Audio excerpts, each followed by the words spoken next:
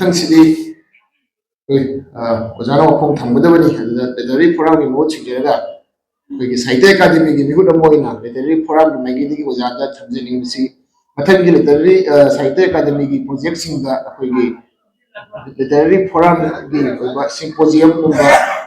Memorial ꯂꯦꯛꯆꯔꯒꯨꯝꯕꯒꯤ ꯊꯧꯔꯝ ꯑꯃꯇꯪ ꯑꯣꯖꯥꯅ ꯌꯥꯔꯒꯗꯤ ꯍꯥꯞꯄꯤꯌꯨ ꯑꯗꯨ ꯉꯁꯤꯁꯨ ꯌꯥꯔꯒꯗꯤ ꯑꯣꯖꯥꯒꯤ ꯀꯦꯄꯥꯁꯤꯇꯤꯗ ꯌꯥꯔꯒꯗꯤ ꯑꯦꯁꯨꯔꯦꯟꯁ ꯑꯃꯇꯪ ꯄꯤꯕꯤꯔꯝꯅꯕ ꯑꯩ ꯑꯣꯖꯥꯗ ꯅꯤꯖꯔꯒ ꯑꯣꯖꯥꯒꯤ ꯆꯤꯐ ꯒꯦꯁ ꯑꯣꯏꯕꯤꯔꯤꯕ ꯑꯩꯈꯣꯏꯅꯁꯨ ꯃꯇꯝ ꯄꯨꯝꯅꯃꯛꯇ ꯂꯝꯖꯤꯡꯕꯤꯔꯤꯕ ꯗꯣꯛꯇꯔ ꯀꯦꯟꯆꯥꯟꯕꯤ ꯑꯣꯏꯅ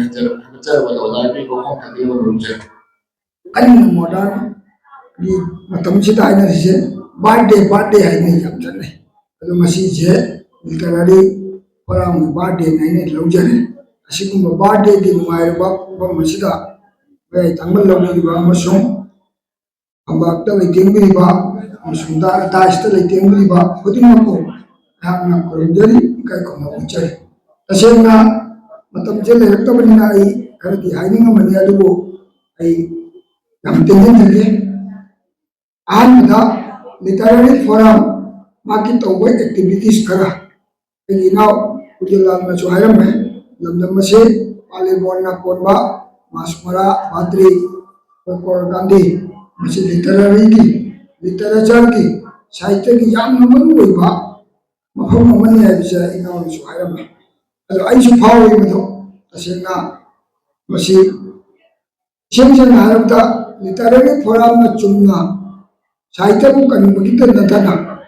ꯑꯩꯈꯣꯏꯒꯤ ꯑꯁꯥꯝꯗ ꯗ꯭ꯔꯃꯥ ꯁꯣꯔꯠ ꯄ꯭ꯂꯦ ꯗ꯭ꯔꯃꯥ ꯀꯣꯝꯄꯤꯇꯤꯁꯟꯒꯁꯦ ꯂꯤꯇꯔꯦꯔꯤ ꯐꯣꯔꯝꯒꯤ ꯈꯨꯠꯊꯥꯡꯗꯒꯤ ꯃꯁꯤ ꯃꯈꯥ ꯇꯥꯅ ꯁꯧꯊꯔꯛꯄꯅꯤ ꯑꯩ ꯍꯥꯏꯅꯤꯡꯉꯤ ꯃꯔꯝꯗꯤ ꯁꯨꯞꯅꯇꯒꯤ ꯁꯩꯔꯦꯡ ꯋꯥꯔꯦꯡꯗ ꯅꯠꯇꯅ ꯗ꯭ꯔꯃꯥꯒꯤ ꯂꯝꯗꯁꯨ ꯂꯤꯇꯔꯦꯔꯤ ꯐꯣꯔꯝꯅ ꯄꯨꯈꯠꯄꯤꯔꯝꯂꯤꯕ ꯃꯥꯒꯤ ꯈꯜꯂꯝꯂꯤꯕ ꯋꯥꯈꯜꯂꯣꯟ ꯑꯁꯦ ꯃꯁꯤ ꯑꯩꯈꯣꯏꯗ ꯌꯥꯝꯅ ꯆꯥꯎꯕ ꯈꯨꯗꯣꯜꯅꯤ ꯑꯩꯅ ꯐꯣꯡꯗꯣꯛꯆꯅꯤꯡꯉꯤ ꯃꯔꯝ ꯑꯗꯨꯅ ꯂꯤꯇꯔꯦꯔꯤ ꯐꯣꯔꯝ ꯃꯥꯁꯃꯔꯥ ꯃꯇꯝ ꯈꯨꯗꯤꯡꯃꯛꯇ ꯅꯨꯡꯁꯤꯕꯤꯗꯨꯅ ꯑꯩꯍꯥꯛꯄꯨ ꯑꯗꯨꯝ ꯌꯥꯎꯍꯟꯕꯤ ꯀꯧꯕꯤꯔꯛꯏ ꯑꯗꯨꯕꯨ ꯃꯁꯤꯁꯨ ꯑꯩꯒꯤ ꯏꯊꯛ ꯊꯣꯡꯕ ꯏꯌꯥꯝꯕ ꯑꯣꯖꯥꯁꯤꯡ ꯈꯛ ꯂꯩꯔꯕ ꯃꯌꯥꯝ ꯑꯁꯤꯒꯤ ꯃꯔꯛꯇ ꯑꯩꯍꯥꯛꯅ ꯃꯤꯊꯨꯡꯂꯦꯟ ꯑꯃ ꯑꯣꯏꯅ ꯐꯝꯕꯒꯤ ꯈꯨꯗꯣꯡꯆꯥꯕ ꯄꯤꯕꯤꯕꯒꯤꯗꯃꯛ ꯑꯩꯍꯥꯛ ꯆꯥꯎꯊꯣꯛꯆꯩ ꯑꯃꯁꯨꯡ ꯃꯗꯨꯒꯤ ꯂꯃꯟ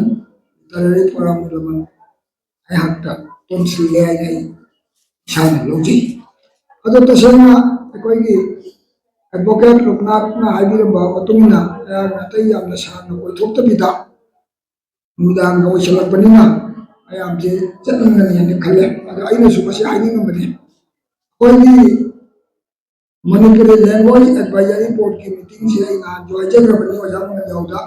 ꯂꯩꯕ ꯃꯁꯤ ꯇꯥꯡ 9ꯅꯤ ꯍꯌꯦꯡ ꯇꯥꯡ 13ꯁꯤꯗ ꯑꯩꯈꯣꯏ ꯒꯨꯋꯥꯍꯥꯇꯤꯗ ꯑꯩꯈꯣꯏ ꯃꯤꯐꯝ ꯑꯃ ꯐꯝꯒꯗꯧꯔꯤꯕꯅꯤ ꯃꯁꯤ ꯑꯩꯈꯣꯏꯒꯤ ꯂꯤꯇꯔꯦꯔꯤ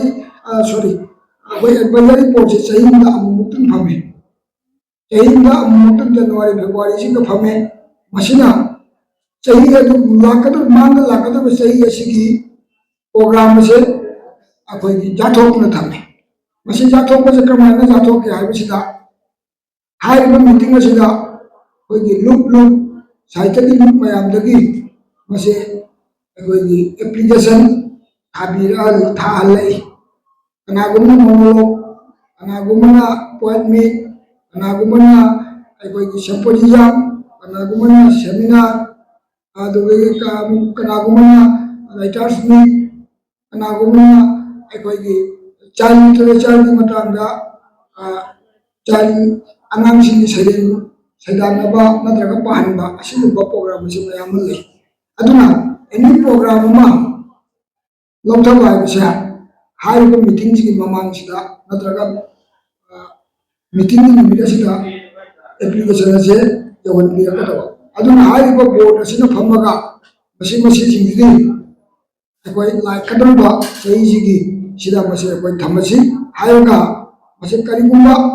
ꯃꯗꯨꯗ ꯊꯥꯔꯛꯏꯕ ꯑꯦꯄ꯭ꯂꯤꯀꯦꯁꯟꯁꯤꯡ ꯑꯗꯣ ꯃꯗꯨꯗ ꯑꯦꯄ꯭ꯔꯨꯞ ꯇꯧꯈ꯭ꯔꯦ ꯅꯠꯇ꯭ꯔꯒ ꯑꯦꯛꯁꯦꯞ ꯇꯧꯈ꯭ꯔꯦ ꯍꯥꯏꯔꯒꯗꯤ ꯑꯩꯅ ꯑꯩꯒꯤ ꯑꯦꯔꯤꯌꯥꯗ ꯅꯠꯇ꯭ꯔꯒ ꯑꯁꯥꯝꯗ ꯊꯥꯔꯛꯄꯁꯤꯡꯗꯣ ꯑꯩ ꯁꯣꯏꯗꯅ ꯈꯪꯒꯅꯤ ꯃꯔꯝꯗꯤ ꯃꯤꯇꯤꯡꯗꯨꯗ ꯂꯩꯅꯗꯣꯔꯤꯕꯅꯤꯅ ꯑꯁꯤ ꯌꯥꯎꯔꯛꯈ꯭ꯔꯦ ꯍꯥꯏꯕꯁꯦ ꯑꯩꯅ ꯈꯪꯍꯟꯕꯤꯔꯛꯑꯒ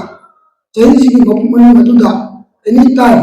ꯑꯦꯀꯥꯗꯃꯤꯒ ꯅꯠꯇ꯭ꯔꯒ ꯑꯩꯒ ꯅꯠꯇ꯭ꯔꯒ ꯑꯩꯈꯣꯏ ꯀꯟꯚꯦꯅꯔꯒ ꯄꯥꯎꯁꯦ ꯐꯥꯎꯗꯣꯛ ꯐꯥꯎꯖꯤꯟ ꯇꯧꯅꯔꯒ ꯃꯇꯝꯗꯣ ꯂꯦꯞꯄꯤꯔꯒ ꯄ꯭ꯔꯣꯒ꯭ꯔꯥꯝ ꯑꯗꯣ ꯄꯥꯡꯊꯣꯛꯄ ꯑꯁꯤꯅꯤ ꯁꯥꯍꯤꯇ꯭ꯌ ꯑꯦꯀꯥꯗꯃꯤꯒꯤ ꯃꯊꯧꯁꯦ ꯑꯗꯣ ꯍꯥꯏꯔꯤꯕ ꯄ꯭ꯔꯣꯒ꯭ꯔꯥꯝ ꯑꯁꯤ ꯄꯥꯡꯊꯣꯛꯄꯁꯤꯗ ꯍꯧꯖꯤꯛ ꯈꯤꯇꯪ ꯍꯥꯟꯅꯗꯤ ꯌꯥꯝꯅ ꯀꯣꯝꯃꯝꯃꯤ ꯃꯔꯝꯗꯤ ꯄ꯭ꯔꯣꯒ꯭ꯔꯥꯝ ꯑꯁꯤꯃ ꯄꯥꯡꯊꯣꯛꯀꯦ ꯍꯥꯏꯔꯒꯗꯤ ꯍꯥꯟꯅꯗꯤ ꯑꯗꯨꯝ ꯀꯦꯁ ꯑꯦꯃꯥꯎꯟ ꯑꯣꯏꯅ ꯍꯥꯏꯗꯤ ꯄ꯭ꯔꯣꯒ꯭ꯔꯥꯝ ꯑꯁꯤꯒꯤ ꯄꯨꯔꯥ ꯕꯖꯦꯠ ꯑꯃ ꯇꯧꯔꯒ ꯕꯖꯦꯠꯁꯦ ꯊꯥꯒꯠꯂꯒ ꯀꯦꯁ ꯑꯦꯃꯥꯎꯟ ꯄꯤꯔꯛꯏ ꯍꯧꯖꯤꯛꯇꯤ ꯃꯗꯨꯒꯤ ꯁꯤꯁꯇꯦꯝꯗꯣ ꯂꯩꯇ꯭ꯔꯦ ꯍꯧꯖꯤꯛꯇꯤ ꯕꯖꯦꯠꯇꯣ ꯇꯧꯅꯤ ꯑꯗꯨꯗ ꯇꯧꯕꯤꯒꯗꯕ ꯄ꯭ꯔꯤꯁꯥꯏꯗꯤꯡ ꯇꯧꯕꯤꯗꯧꯕ ꯅꯠꯇ꯭ꯔꯒ ꯑꯩꯈꯣꯏꯒꯤ ꯃꯣꯗꯔꯦꯇꯔ ꯑꯣꯏꯕꯤꯒꯗꯧꯕ ꯑꯗꯨꯗꯒꯤ ꯑꯗꯨꯗ ꯄꯥꯔꯇꯤꯁꯤꯄꯦꯟ ꯑꯣꯏꯕꯤꯒꯗꯧꯕ ꯁꯤꯡ ꯑꯗꯣ ꯂꯤꯁꯀ ꯀꯣꯟꯅꯅ ꯂꯩꯅꯤ ꯑꯃꯁꯨꯡ ꯃꯗꯣ ꯃꯥꯒꯤ ꯑꯦꯀꯥꯎꯟꯗ ꯃꯗꯨꯒꯤ ꯑꯣꯅꯔꯦꯔꯥꯝ ꯄꯤꯔꯛꯀꯅꯤ ꯑꯃꯁꯨꯡ ꯁꯤꯜꯂꯤ ꯂꯥꯡꯂꯤꯕꯁꯤꯡ ꯑꯗꯨꯒꯤ ꯑꯩꯈꯣꯏꯒꯤ ꯆꯥꯅ ꯊꯛꯅꯕꯕꯨ ꯑꯣꯏꯔꯁꯨ ꯅꯠꯇ꯭ꯔꯒ ꯍꯣꯇꯦꯜꯒꯤꯗ ꯃꯄꯥꯟꯗꯒꯤ ꯀꯧꯕ ꯂꯥꯛꯑꯒꯁꯨ ꯃꯗꯨ ꯃꯣꯏ ꯑꯦꯀꯥꯗꯃꯤꯅ ꯕꯤꯌꯥꯔ ꯇꯧꯏ ꯇꯧꯕꯇꯕꯨ ꯃꯁꯤꯗ ꯅꯨꯡꯉꯥꯏꯇꯕ ꯍꯧꯖꯤꯛ ꯂꯩꯕꯒꯤ ꯃꯔꯝꯗꯤ ꯀꯔꯤꯅꯣ ꯍꯥꯏꯕꯗꯨꯗ ꯑꯦꯀꯥꯗꯃꯤꯒꯤꯅ ꯂꯥꯛꯀꯗꯕ ꯃꯤꯁꯨ ꯉꯥꯏꯔꯦ ꯑꯗꯨꯗꯒꯤ ꯍꯥꯏꯔꯤꯕ ꯂꯨꯞ ꯑꯗꯨꯅ ꯕꯥꯔꯇꯣꯟ ꯇꯧꯔꯒ ꯀꯧꯔꯒ ꯍꯣꯇꯦꯜꯗ ꯊꯝꯕꯗꯕꯨ ꯑꯣꯏꯔꯦ ꯃꯁꯤꯗ ꯆꯪꯕ ꯄꯩꯁꯥꯁꯦ ꯑꯦꯀꯥꯗꯃꯤꯅ ꯍꯥꯟꯅ ꯄꯤꯗꯦ ꯃꯁꯤꯃꯛꯀꯤ ꯑꯋꯥꯕ ꯂꯩ ꯃꯔꯝꯗꯤ ꯑꯣꯔꯒꯅꯥꯏꯖ ꯇꯧꯔꯤꯕ ꯀꯥꯡꯕꯨꯗꯨꯅ ꯄꯦꯃꯦꯟ ꯇꯧꯏ ꯑꯗꯨꯒ ꯃꯣꯏ ꯑꯗꯒꯤ ꯆꯦꯛ ꯑꯣꯏꯅ ꯅꯠꯇ꯭ꯔꯒ ꯃꯣꯏ ꯇ꯭ꯔꯥꯟꯁꯐꯔ ꯑꯣꯏꯅ ꯇꯧꯔꯦ ꯑꯦꯀꯥꯎꯟꯗ ꯑꯗꯨꯅ ꯀꯔꯤꯒꯨꯝꯕ ꯑꯩꯈꯣꯏ ꯈꯪꯅ ꯆꯥꯟꯅꯕ ꯍꯣꯇꯦꯜ ꯑꯣꯏꯔꯒꯗꯤ ꯅꯈꯣꯏꯒꯤ ꯑꯦꯀꯥꯎꯟꯗꯣ ꯄꯤꯈ꯭ꯔꯒ ꯅꯈꯣꯏꯗ ꯑꯗꯨꯝ ꯇ꯭ꯔꯥꯟꯁꯐꯔ ꯂꯥꯛꯆꯔꯒꯅꯤ ꯑꯗꯨꯒ ꯑꯩꯈꯣꯏ ꯑꯣꯔꯒꯅꯥꯏꯖ ꯇꯧꯕꯒꯤ ꯆꯪꯉꯤꯕ ꯁꯦꯟꯐꯝ ꯑꯗꯨꯅ ꯑꯣꯔꯒꯅꯥꯏꯖꯤꯡꯒꯤ ꯑꯦꯀꯥꯎꯟꯗ ꯅꯠꯇ꯭ꯔꯒ ꯁꯦꯀ꯭ꯔꯦꯇꯔꯤ ꯑꯣꯔ ꯄ꯭ꯔꯦꯁꯤꯗꯦꯟꯒꯤ ꯑꯦꯀꯥꯎꯟꯗ ꯁꯦꯟꯗꯣ ꯑꯗꯨꯝ ꯂꯥꯛꯏ ꯑꯁꯤꯅꯤ ꯁꯤꯁꯇꯦꯝꯁꯤ ꯑꯗꯨꯅ ꯑꯩꯅ ꯃꯌꯥꯝꯗ ꯍꯧꯖꯤꯛ ꯆꯠꯈꯤꯕ ꯆꯍꯤꯗ ꯑꯩ ꯆꯠꯅꯕ ꯍꯣꯇꯦꯜꯒꯤ ꯑꯩ ꯄ꯭ꯔꯣꯒ꯭ꯔꯥꯝ 2-3 ꯑꯃꯠꯇ ꯇꯧꯈꯤꯗ꯭ꯔꯦ ꯑꯩ ꯍꯥꯏꯖꯕꯅꯤ ꯁꯣꯕꯤꯇꯥꯗ ꯀꯨꯝꯁꯤ ꯂꯣꯏꯔꯦ ꯃꯔꯝꯗꯤ ꯍꯌꯦꯡ ꯇꯥꯡ 16ꯇ ꯃꯤꯇꯤꯡ ꯐꯝꯗꯧꯔꯕꯅꯤꯅ ꯑꯁꯤ ꯑꯃꯨꯛ ꯂꯣꯏꯔꯕꯅꯤ ꯁꯤ ꯀꯨꯝꯁꯤ ꯆꯍꯤꯗ ꯑꯦꯛꯁꯦꯞ ꯇꯧꯈꯤꯕꯁꯤꯡꯗꯣ ꯀꯨꯝꯁꯤ ꯆꯍꯤꯒꯤ ꯑꯣꯏꯅ ꯑꯥꯎꯠ ꯑꯣꯏꯔꯦ ꯍꯣꯏ ꯑꯃꯨꯛ ꯃꯗꯨ ꯍꯟꯖꯤꯟꯅ ꯊꯥꯔꯛꯑꯒ ꯑꯩꯅ ꯑꯃꯨꯛ ꯌꯥꯎꯍꯟꯅꯕ ꯍꯣꯠꯅꯕꯗꯨꯗꯤ ꯑꯩꯒꯤ ꯗꯥꯏꯇꯅꯤ ꯍꯥꯏꯅ ꯂꯧꯖꯔꯦ ꯃꯔꯝꯗꯤ ꯂꯥꯁ ꯏꯌꯥꯔꯒꯤꯁꯦ ꯃꯅꯤꯄꯨꯔꯗ ꯐꯝꯃꯤ ꯑꯁꯤꯒꯤ ꯃꯐꯝꯁꯦ ꯑꯩꯈꯣꯏ ꯃꯐꯝ ꯍꯣꯡꯅ ꯐꯝꯃꯤ ꯀꯜꯀꯇꯥꯗ ꯐꯝꯃꯤ ꯗꯤꯜꯂꯤꯗ ꯐꯝꯃꯤ ꯒꯨꯋꯥꯍꯥꯇꯤꯗ ꯐꯝꯃꯤ ꯃꯅꯤꯄꯨꯔꯗ ꯐꯝꯃꯤ ꯑꯒꯔꯇꯂꯥꯗ ꯐꯝꯃꯤ ꯑꯗꯣ ꯍꯟꯗꯛꯀꯤꯁꯦ ꯒꯨꯋꯥꯍꯥꯇꯤꯗ ꯇꯥꯔꯦ ꯑꯩꯅ ꯍꯥꯏꯖꯅꯤꯡꯉꯤꯁꯦ ꯍꯥꯟꯅ ꯇꯧꯍꯧꯗ꯭ꯔꯒꯁꯨ ꯍꯧꯖꯤꯛ ꯊꯥꯕꯤꯔꯣ ꯑꯩ ꯃꯗꯨ ꯑꯩꯒꯤ ꯃꯥꯏꯀꯩꯗꯒꯤ ꯑꯩꯅ ꯉꯝꯕ ꯃꯈꯩ ꯁꯣꯏꯗꯅꯃꯛꯀꯤ ꯌꯥꯎꯅꯕ ꯑꯩ ꯍꯣꯠꯅꯖꯒꯦ ꯑꯩꯅ ꯃꯁꯤꯃ ꯑꯩ ꯃꯌꯥꯝꯗ ꯊꯝꯖꯔꯤ ꯑꯗꯨ ꯍꯧꯈꯤꯕ ꯆꯍꯤꯗ ꯑꯩꯈꯣꯏ ꯑꯁꯥꯝꯗꯒꯤ ꯊꯥꯈꯤꯕꯁꯦ ꯑꯩꯈꯣꯏ ꯗꯤ ꯁꯤ ꯀꯣꯂꯦꯖꯀꯤ ꯊꯥꯈꯤ ꯑꯁꯥꯝ ꯌꯨꯅꯤꯚꯔꯁꯤꯇꯤꯒꯤ ꯌꯥꯎꯈꯤ ꯑꯗꯨꯗꯒꯤ ꯑꯩꯈꯣꯏꯒꯤ ꯀꯔꯤ ꯀꯣꯂꯦꯖ ꯑꯃ ꯒꯣꯄꯥꯜꯒꯤ ꯄ꯭ꯔꯤꯟꯁꯤꯄꯥꯜ ꯑꯣꯏꯕꯗꯣ ꯑꯕꯨꯂꯥꯝꯅ ꯄ꯭ꯔꯤꯟꯁꯤꯄꯥꯜ ꯑꯣꯏꯕꯗꯣ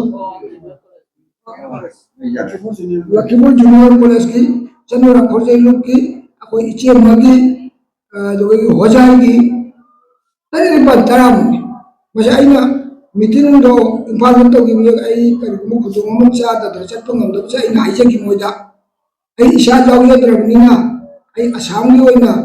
ꯂꯥꯛꯈꯤꯕ ꯑꯦꯄ꯭ꯂꯤꯀꯦꯁꯟ ꯈꯨꯗꯤꯡꯃꯛꯁꯦ ꯏꯁꯥ ꯌꯥꯎꯗ꯭ꯔꯕꯅꯤꯅ ꯃꯈꯣꯏ ꯃꯁꯤꯃ ꯑꯦꯛꯁꯦꯞ ꯇꯧꯅꯨ ꯑꯗꯨ ꯄ꯭ꯔꯣꯒ꯭ꯔꯥꯝꯗꯣ ꯑꯦꯀꯣꯔꯗꯤꯡꯂꯤ ꯍꯥꯏꯗꯤ ꯆꯍꯤꯗꯨꯒꯤ ꯃꯅꯨꯡꯗ ꯂꯣꯏꯅ ꯑꯩ ꯃꯗꯨ ꯇꯧꯍꯟꯖꯔꯛꯀꯦ ꯍꯥꯏꯅ ꯑꯩ ꯋꯥ ꯄꯤꯈꯤ ꯑꯗꯨꯕꯨ ꯂꯣꯏꯅ ꯌꯥꯎꯍꯜꯂꯦ ꯑꯩ ꯂꯣꯏꯅꯁꯨ ꯈꯪꯍꯟꯈꯤ ꯂꯥꯏꯕꯛ ꯊꯤꯕꯗꯤ ꯀꯅꯥꯝ ꯇꯧꯕꯤꯈꯤꯗꯦ ꯍꯧꯖꯤꯛ ꯑꯔꯣꯏꯕ ꯑꯣꯏꯅ ꯍꯧꯖꯤꯛ ꯖꯤ ꯁꯤ ꯀꯣꯂꯦꯖꯀꯤ ꯍꯌꯦꯡ ꯇꯥꯡ 19ꯗ ꯇꯧꯅꯤ ꯍꯥꯏꯅ ꯍꯥꯏꯔꯤ ꯑꯗꯣ ꯑꯩꯅꯗꯤ ꯍꯥꯏꯕꯅꯤ ꯑꯩꯈꯣꯏꯒꯤ ꯃꯤꯇꯤꯡꯗꯤ ꯇꯥꯡ 13ꯗ ꯇꯥꯔꯦ ꯑꯗꯣ ꯀꯨꯝꯁꯤ ꯆꯍꯤꯒꯤꯗ ꯅꯪꯅ ꯂꯥꯈꯠꯇꯅ ꯇꯧꯒꯦ ꯍꯥꯏꯅꯈꯜꯂꯒꯗꯤ ꯃꯗꯨ ꯅꯣꯏ ꯇꯥꯡ 13ꯒꯤ ꯃꯃꯥꯡꯗ ꯇꯧꯔꯝꯒꯗꯕꯅꯤ ꯑꯗꯨꯒ ꯇꯥꯡ 19ꯗ ꯇꯧꯔꯒꯦ ꯍꯥꯏꯔꯕꯅꯤꯅ ꯑꯦꯅꯤꯋꯦ ꯃꯗꯨ ꯑꯩ ꯇꯥꯡ 13 ꯃꯤꯇꯤꯡ ꯆꯠꯄꯗ ꯃꯁꯦ ꯍꯧꯈꯤꯕ ꯆꯍꯤꯁꯤꯒꯤ ꯄ꯭ꯔꯣꯒ꯭ꯔꯥꯝꯗ ꯑꯣꯏꯅ ꯃꯁꯦ ꯀꯥꯎꯟ ꯇꯧꯕꯤꯌꯨ ꯍꯥꯏꯅ ꯑꯩ ꯍꯥꯏꯖꯔꯨꯔꯒꯦ ꯍꯥꯏꯅ ꯑꯗꯨꯃꯥꯏꯅ ꯍꯧꯖꯤꯛ ꯑꯩꯈꯣꯏ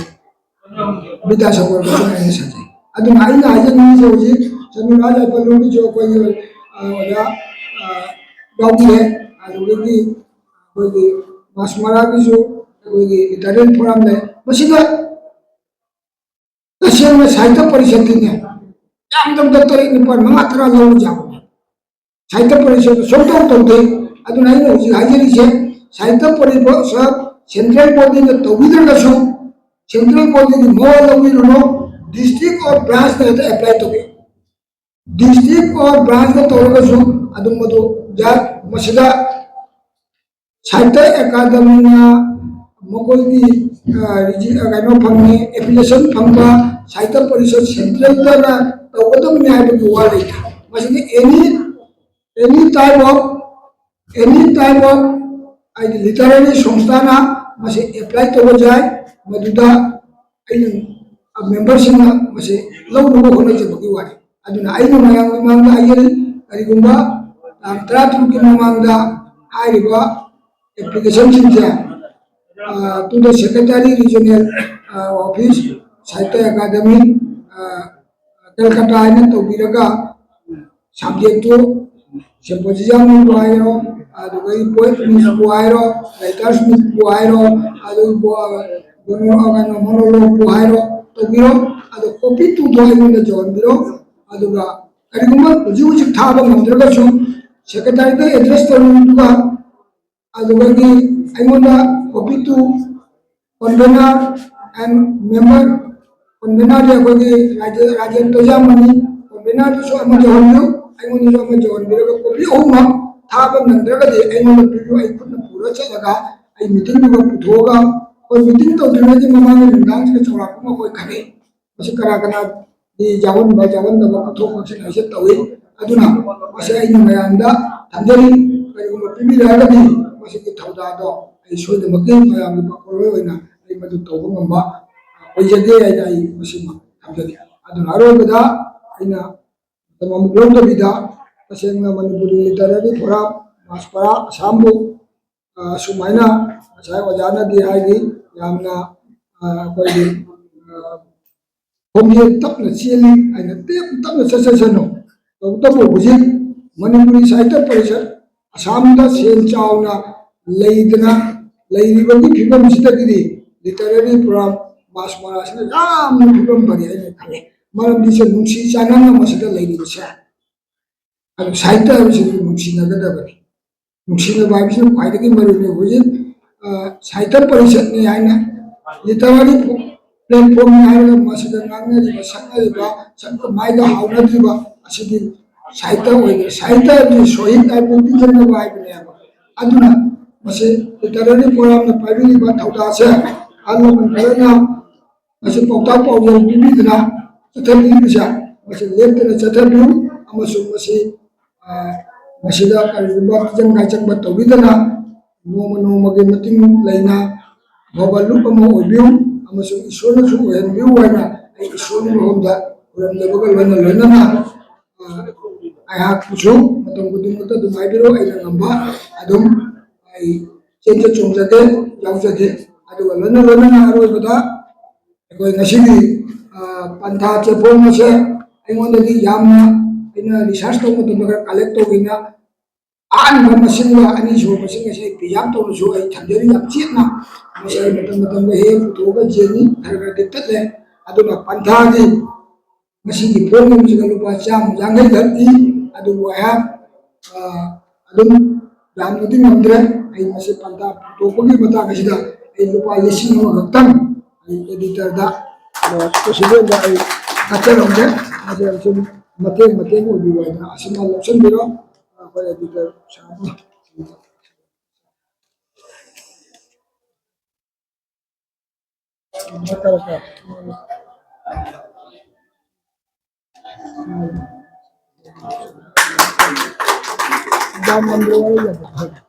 अच्छा मैं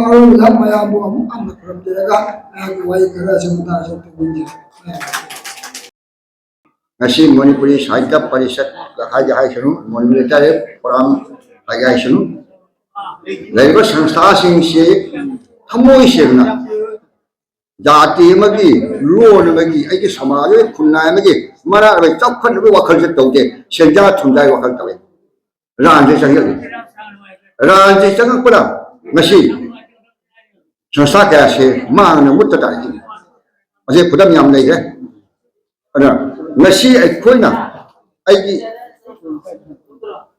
लेखिद्रब मिंगौगम थोड़ब अहन इवाय मदन मोहन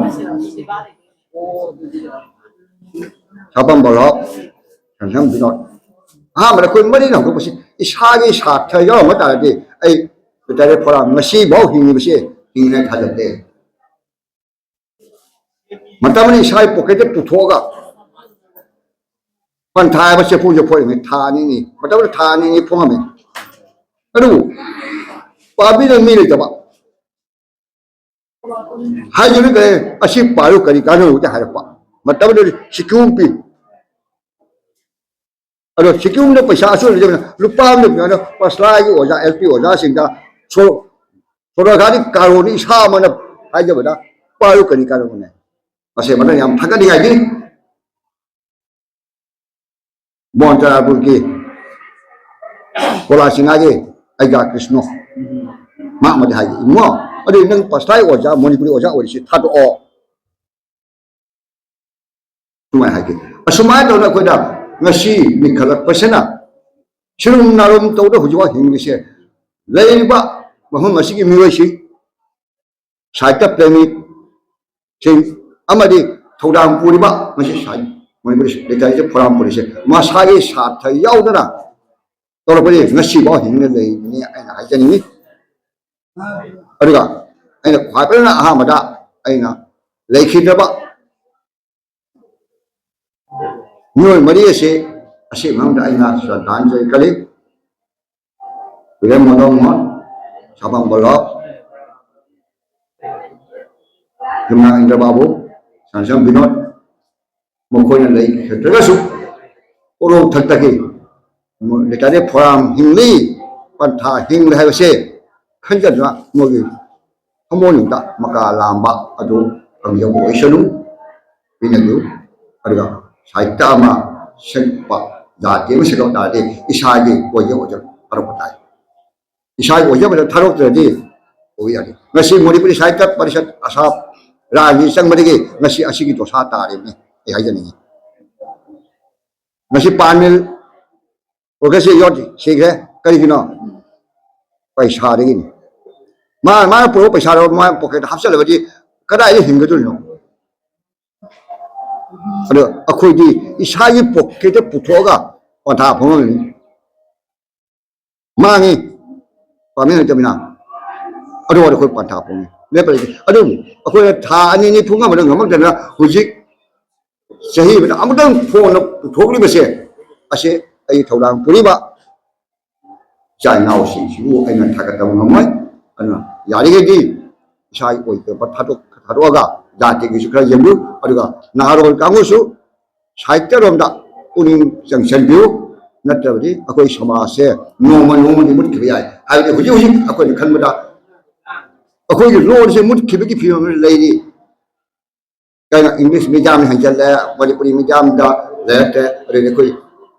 कोई मणिपुरी लोन से हिंगदा हिंगोजा हाइबा वखल मा लाई मसे खननि आइनि मसे कोई खंदबा ताबनी कहीं अखोई मसेन मुंगना न लेयवा मे के बता मुंगना लेय अदुगा मे के मतांगी दमक्तनी असी मिटे मे पुथोब कांगोना सेंट्रल लाइन मे थादोइ अदुदी अदु चौखलवा कांगु दो मोइन मिटे मे के दमना मथवाई थायो कांगु दो मोगो सेंट्रल लाइन थादोजी लाइन पुरो मांगली से मोन नतो अदे गरीब नवाज का सारी को सा है ना मैं थादोगी लमन कुमी लाबा अरे समाज मांगवा हुजी कनागमा डॉक्टर लौनिंग कनागमा रिसर्च तोनिबा कना पाबिनिबा हाइबा लाइट तो फंगदमिना कैमना लेट्रे थादो बे करी ममल लेगा ngasi ब्रिटिश ना भारत ता लंडा लंदम कुन ना करिगुम्बा साहित्य बद कुत थारमदे मैं थारमदे हिस्ट्री के रिकॉर्ड हो गदो अदो इते मचाना खंगदे ए हायनी ए याम हायरय अदो ngasi अकोई मणिपुरी तेरे फराम से कोई न पुंसी बोइसरु चांग ना नंदसु चही के अमतदी पंथा जाने खोंगा मणिपुरी साहित्यदा सेरे मनि इगरो कांगो नहारोसु इसम थोरवा नौनि खलग मिसु बाइसु खरा खुरोम साबा पिबिरली मकोसु यो मला तरी हैना साथमी मसिया आएगा Kalau jadi udah, masa kesini pergi mak sambam dia lagi, nanti terna, orang tadi orang macam. Look, happy organization is a privacy. President and the secretary are still under the limit of time. And it's the good man and the Makai, ꯂꯨꯞ ꯐꯖꯅ ꯂꯩꯒꯅꯤ ꯍꯥꯏꯕꯁꯦ ꯑꯩꯒꯤ ꯋꯥꯈꯜꯅꯤ ꯑꯗꯨꯒ ꯉꯁꯤ ꯂꯨꯞꯇꯤ ꯆꯦꯡꯒꯣꯡ ꯁꯣꯛꯗꯧꯅ ꯃꯐꯝ ꯃꯐꯝ ꯈꯨꯗꯤꯡꯗ ꯌꯥꯝꯅ ꯆꯣꯡꯊꯔꯛꯏ ꯑꯦꯛꯖꯥꯝꯄꯜ ꯑꯣꯏꯅ ꯑꯩꯈꯣꯏꯁꯨ ꯍꯧꯖꯤꯛ ꯍꯧꯖꯤꯛ ꯑꯩꯈꯣꯏꯒꯤ ꯂꯩꯈꯤꯕꯣꯔ ꯀꯁꯥꯔꯗ ꯑꯩꯈꯣꯏꯒꯤ ꯃꯅꯤꯄꯨꯔꯤ ꯆꯠꯅꯣꯔꯥꯛꯄ ꯆꯦꯂꯨꯞ ꯍꯥꯏꯗꯨꯅ ꯅꯨꯄꯤꯗꯒꯤ ꯑꯣꯏꯕ ꯑꯩꯒꯤ ꯂꯨꯞ ꯑꯃꯁꯨ ꯂꯤꯡꯈꯠꯆꯔꯤ ꯑꯁꯤ ꯃꯌꯥꯝ ꯃꯐꯝꯗꯒꯤ ꯄꯣꯛꯅ ꯍꯥꯏꯖꯔꯤ ꯑꯁꯤꯕꯨꯁꯨ ꯉꯁꯤ ꯂꯦꯡꯕꯤꯔꯛꯂꯤꯕ ꯑꯩꯈꯣꯏꯒꯤ ꯑꯣꯖꯥꯁꯤꯡꯅ ꯑꯩꯈꯣꯏꯒꯤ ꯂꯨꯞ ꯑꯁꯤꯕꯨꯁꯨ ꯅꯨꯡꯁꯤꯕꯤꯌꯨ ꯑꯩꯈꯣꯏꯕꯨꯁꯨ ꯊꯧꯒꯠꯄꯤꯌꯨ ꯍꯥꯏꯅ ꯈ꯭ꯋꯥꯏꯗꯒꯤ ꯇꯔꯥꯗ ꯄꯣꯛꯅ ꯈꯨꯔꯨꯝꯖꯔꯤ ꯃꯇꯝ ꯁꯥꯡꯅ ꯄꯨꯟꯁꯤꯕ ꯑꯣꯏꯁꯅꯨ ꯂꯤꯇꯔꯤ ꯈꯔꯥꯝꯂꯨ ꯇꯥꯏꯕꯪꯄꯥꯛꯀꯤ ꯃꯐꯝꯗ ꯊꯧꯅꯤꯖꯔꯤ ꯂꯣꯡ ꯂꯤꯞ ꯂꯤꯇꯔꯤ ꯈꯔꯥꯝ ꯂꯣꯡ ꯂꯤꯞ ꯂꯤꯇꯔꯤ ꯈꯔꯥꯝ ꯂꯣꯡ ꯂꯤꯞ ꯂꯤꯇꯔꯤ ꯈꯔꯥꯝ ꯑꯁꯥꯝ ꯃꯇꯥꯡꯁꯤꯗ ꯑꯩ ꯋꯥꯐꯝ ꯑꯁꯤ ꯇꯦꯟꯁꯤꯟꯖꯔꯤ ꯃꯇꯝ ꯂꯩꯇꯕꯅꯤꯅ ꯑꯩꯁꯨ ꯁꯝꯖꯤꯟꯖꯔꯒ ꯍꯥꯏꯅꯤꯡꯕ ꯄꯨꯝꯅꯃꯛꯇꯣ ꯇꯨꯡꯑꯣꯏꯅꯍꯜꯂꯒ ꯑꯩ ꯋꯥꯐꯝ ꯑꯃꯅꯤꯇꯪ ꯊꯝꯖꯒꯦ ꯄ꯭ꯔꯦꯁꯤꯗꯦꯟ ꯑꯃ ꯑꯣꯏꯅ ꯇꯥꯔꯝ ꯑꯃ ꯄꯨꯔꯛꯄꯁꯤꯗ ꯄꯥꯡꯊꯣꯛꯅꯤꯡꯕ ꯊꯧꯒꯥꯏ ꯀꯌꯥꯗꯤ ꯃꯌꯥꯝ ꯑꯃ ꯈꯟꯖꯔꯝꯕꯅꯤ ꯑꯗꯨꯕꯨ ꯃꯗꯨ ꯋꯥꯈꯜꯇ ꯑꯣꯏꯗꯅ ꯊꯕꯛ ꯑꯣꯏꯅ ꯄꯥꯡꯊꯣꯛꯄ ꯉꯝꯗꯕ ꯃꯌꯥꯝ ꯑꯃꯁꯨ ꯌꯥꯎꯈꯤ ꯑꯗꯨꯒ ꯈꯨꯗꯣꯡꯆꯥꯗꯕ ꯀꯌꯥꯅ ꯃꯔꯝ ꯑꯣꯏꯔꯒ ꯃꯥꯒꯤ ꯃꯇꯝ ꯃꯇꯨꯡ ꯏꯟꯅ ꯗꯤꯖꯣꯜꯕ ꯇꯧꯔꯒ ꯑꯅꯧꯕ ꯕꯣꯗꯤ ꯁꯦꯝꯕꯗꯁꯨ ꯆꯣꯟꯊꯔꯛꯈꯤ ꯄꯨꯝꯅꯃꯛꯄꯨ ꯉꯥꯛꯄꯤꯒꯅꯤ ꯍꯥꯏꯕ ꯋꯥꯐꯝꯁꯦ ꯑꯩ ꯏꯁꯥꯒꯤ ꯃꯥꯏꯀꯩꯗꯒꯤ ꯑꯃꯁꯨꯡ ꯐꯣꯔꯝꯒꯤ ꯃꯥꯏꯀꯩꯗꯒꯤ ꯃꯤꯌꯥꯝꯗ ꯊꯝꯖꯔꯤ ꯍꯥꯏꯔꯤꯕ ꯐꯣꯔꯝ ꯑꯁꯤ ꯌꯥꯝꯅ ꯄꯨꯛꯅꯤꯡ ꯅꯨꯡꯁꯤꯕ ꯌꯥꯝꯅ ꯉꯜꯂꯤꯉꯩ ꯃꯃꯥꯡ 1971ꯗ ꯌꯥꯝꯅ ꯊꯃꯣꯏ ꯁꯦꯡꯅ ꯁꯃꯥꯖ ꯑꯃꯁꯨꯡ ꯁꯥꯍꯤꯇ꯭ꯌꯒꯤ ꯁꯦꯕꯥꯗ ꯄꯨꯛꯅꯤꯡ ꯀꯔꯤꯝꯇ ꯆꯤꯡꯅꯕ ꯂꯩꯇꯅ ꯀꯠꯊꯣꯛꯄꯤꯕꯒ ꯂꯣꯏꯅꯅ ꯍꯣꯠꯅꯕꯤꯔꯝꯕꯗꯨꯅ ꯉꯁꯤ ꯆꯍꯤ 50 ꯂꯥꯜꯂꯛꯇꯅ 54 ꯆꯪꯂꯛꯏꯕꯁꯤꯅꯤ ꯑꯗꯨꯅ ꯍꯥꯏꯔꯤꯕ ꯐꯣꯔꯝ ꯑꯁꯤ ꯁꯨꯝ ꯀꯨꯏꯕ ꯍꯤꯡꯅ ꯂꯩꯔꯛꯄꯁꯦ ꯇꯨꯡꯗꯁꯨ ꯁꯣꯏꯗꯅ ꯍꯤꯡꯕꯗ ꯃꯤꯌꯥꯝꯒꯤ ꯃꯇꯦꯡ ꯄꯤꯕꯤꯌꯨ ꯍꯥꯏꯕ ꯋꯥꯐꯝꯁꯦ ꯑꯁꯤꯃꯒ ꯊꯝꯖꯔꯤ ꯑꯗꯨꯒ ꯉꯁꯥꯏ ꯂꯥꯏꯠ ꯃꯦꯝꯕꯔ ꯑꯃꯁꯨꯡ ꯗꯣꯅꯔ ꯃꯦꯝꯕꯔ ꯍꯥꯟꯅꯒꯤ ꯄꯥꯊꯣꯛꯇ꯭ꯔꯁꯨ ꯑꯅꯧꯕ ꯌꯥꯎꯕ ꯈꯔ ꯄꯥꯊꯣꯛꯄꯁꯤꯒꯤ ꯃꯅꯨꯡꯗ ꯃꯤꯌꯥꯝꯗ ꯑꯩꯅ ꯑꯃꯨꯛꯀ ꯍꯟꯅ ꯑꯄꯤꯜ ꯇꯧꯖꯔꯤ ꯂꯥꯏꯠ ꯃꯦꯝꯕꯔ ꯑꯣꯏꯅ ꯌꯥꯎꯕꯤꯌꯨ ꯗꯣꯅꯔ ꯃꯦꯝꯕꯔ ꯑꯣꯏꯅ ꯌꯥꯎꯕꯤꯌꯨ ꯂꯥꯏꯠ ꯃꯦꯝꯕꯔ ꯑꯣꯏꯅ 1,000 ꯗꯣꯅꯔ ꯑꯣꯏꯅ ꯂꯨꯄꯥ 3,000 ꯍꯥꯏꯔꯤꯕꯁꯦ ꯌꯥꯝꯅ ꯄꯨꯛꯆꯦꯜ ꯁꯦꯡꯅ ꯑꯩꯒꯤ ꯑꯋꯥꯕ ꯀꯌꯥ ꯈꯟꯕꯤꯗꯅ ꯐꯣꯔꯝ ꯍꯤꯡꯖꯁꯅꯨ ꯍꯥꯏꯕꯒꯤ ꯋꯥꯈꯜꯂꯣꯟꯗ ꯃꯤꯌꯥꯝꯅ ꯃꯁꯤꯒꯤ ꯐꯟꯗ ꯃꯇꯦꯡ ꯄꯤꯕꯤꯔꯛꯎ ꯍꯥꯏꯕꯁꯤꯃꯒ ꯊꯝꯖꯔꯤ ꯑꯗꯨꯒ ꯑꯅꯧꯕ ꯕꯣꯗꯤ ꯁꯦꯝꯂꯤꯕꯁꯤꯅ ꯍꯥꯟꯅꯒꯤ ꯕꯣꯗꯤꯅ ꯄꯥꯡꯊꯣꯛꯄ ꯉꯝꯗꯕ ꯀꯌꯥꯁꯨ ꯄꯥꯡꯊꯣꯛꯇꯨꯅ ꯐꯖꯕ ꯃꯇꯦꯡ ꯂꯩꯕ ꯐꯣꯔꯝ ꯑꯃ ꯑꯣꯏꯍꯟꯕꯤꯌꯨ ꯑꯗꯨꯒ ꯉꯁꯤꯒꯤ ꯑꯣꯖꯥ ꯆꯤꯐ ꯒꯦꯁꯅ ꯍꯥꯏꯕꯤꯔꯝꯕ ꯑꯗꯨꯒꯨꯝꯅ ꯃꯇꯝ ꯌꯥꯝꯅ ꯂꯩꯔꯤꯉꯩ ꯃꯅꯨꯡ ꯑꯁꯤꯗ ꯁꯦꯃꯤꯅꯥꯔꯕꯨ ꯑꯣꯏꯔꯣ ꯁꯤꯝꯄꯣꯁꯤꯌꯝꯕꯨ ꯑꯣꯏꯔో ꯐꯣꯔꯝꯒꯤ ꯃꯤꯡꯗ ꯑꯩꯈꯣꯏ ꯄꯥꯡꯊꯣꯛꯆꯒꯦ ꯍꯥꯏꯕꯒꯤ ꯐꯣꯔꯃꯦꯜ ꯑꯦꯄ꯭ꯂꯤꯀꯦꯁꯟꯁꯤꯃ ꯁꯣꯏꯗꯅ ꯃꯇꯝ ꯆꯥꯅ ꯄꯤꯕꯤꯌꯨ ꯑꯗꯨꯒ ꯇꯨꯡꯗ ꯑꯁꯤꯒꯨꯝꯕ ꯊꯧꯔꯝ ꯀꯌꯥ ꯑꯁꯤ ꯊꯧꯒꯥꯏ ꯀꯌꯥ ꯑꯁꯤ ꯂꯦꯞꯇꯅ ꯄꯥꯡꯊꯣꯛꯑꯒ ꯐꯣꯔꯝ ꯑꯁꯤ ꯑꯃꯨꯛ ꯍꯦꯟꯅ ꯃꯄꯨꯡ ꯐꯥꯕ ꯆꯥꯎꯈꯠꯄ ꯑꯣꯏꯁꯅꯨ ꯑꯗꯨꯒ ꯇꯥꯏꯕꯪ ꯁꯦꯝꯕ ꯃꯄꯨꯅꯁꯨ ꯐꯣꯔꯝ ꯑꯁꯤ ꯑꯃꯨꯛ ꯍꯟꯅ ꯅꯧꯅ ꯊꯋꯥꯏ ꯍꯥꯞꯄꯤꯗꯨꯅ ꯃꯊꯧ ꯃꯉꯝ ꯐꯖ ꯐꯖꯕ ꯁꯃꯥꯖꯀꯤ ꯊꯧꯒꯥꯏ ꯀꯌꯥ ꯄꯥꯡꯊꯣꯛꯄ ꯉꯝꯕ ꯄꯤꯕꯤꯌꯨ ꯍꯥꯏꯗꯅ ꯇꯥꯏꯕꯪ ꯃꯄꯨꯗ ꯊꯧꯅꯤꯖꯔꯒ ꯃꯥꯒꯤ ꯆꯤꯜꯂꯕ ꯃꯇꯝ ꯀꯥꯏꯊꯣꯛꯄꯤꯔꯒ ꯑꯩꯈꯣꯏꯒꯤ ꯉꯁꯤꯒꯤ ꯊꯧꯔꯝ ꯑꯁꯤꯗ ꯃꯄꯨꯡ ꯐꯥꯍꯟꯕꯤꯕ ꯌꯥꯝꯅ ꯇꯥꯡꯅ ꯐꯪꯂꯕ ꯃꯤꯑꯣꯏ ꯀꯌꯥ ꯌꯥꯎꯔꯤ ꯃꯁꯤꯗ ꯁꯥꯍꯤꯇ꯭ꯌ ꯁꯦꯕꯛ ꯃꯌꯥꯝ ꯑꯃ ꯁꯤꯗꯩꯁꯤꯗ ꯑꯩꯈꯣꯏꯅ ꯏꯀꯥꯏ ꯈꯨꯝꯅꯕ ꯎꯠꯆꯈꯤꯕ ꯑꯗꯨꯗꯒꯤ ꯁꯥꯍꯤꯇ꯭ꯌꯒꯤ ꯃꯅꯥ ꯐꯪꯂꯕ ꯑꯣꯖꯥ ꯌꯥꯝꯅ ꯑꯇꯥꯡꯕ ꯉꯥꯛꯇꯅꯤ ꯃꯈꯣꯏꯗ ꯑꯩꯈꯣꯏꯅ ꯄꯤꯖꯔꯤꯕ ꯈꯨꯗꯣꯜ ꯑꯁꯤ ꯃꯇꯤꯛ ꯆꯥꯄꯣꯟꯇꯦ ꯑꯩꯈꯣꯏꯒꯤ ꯊꯃꯣꯏꯒꯤ ꯅꯨꯡꯁꯤꯖꯕꯗꯣ ꯈꯨꯗꯣꯜ ꯇꯝꯖꯕꯅꯤ ꯍꯥꯏꯅ ꯂꯧꯕꯤꯔꯒ ꯃꯇꯨꯡꯗ ꯁꯤꯗꯩꯁꯨ ꯍꯦꯟꯅ ꯃꯄꯨꯡ ꯐꯥꯅ ꯄꯥꯡꯊꯣꯛꯄ ꯉꯝꯕ ꯃꯌꯥꯝꯅꯁꯨ ꯊꯧꯅꯤꯕꯤꯌꯨ ꯍꯥꯏꯕ ꯋꯥꯐꯝꯁꯤ ꯊꯝꯖꯔꯒ ꯑꯩ ꯃꯌꯥꯝꯗꯒꯤ ꯑꯩꯒꯤ ꯋꯥꯐꯝꯁꯤ ꯇꯦꯟꯁꯤꯟꯖꯔꯤ ꯃꯌꯥꯝꯕꯨ ꯑꯃꯨꯛ ꯍꯟꯅ ꯈꯨꯔꯨꯝꯖꯔꯤ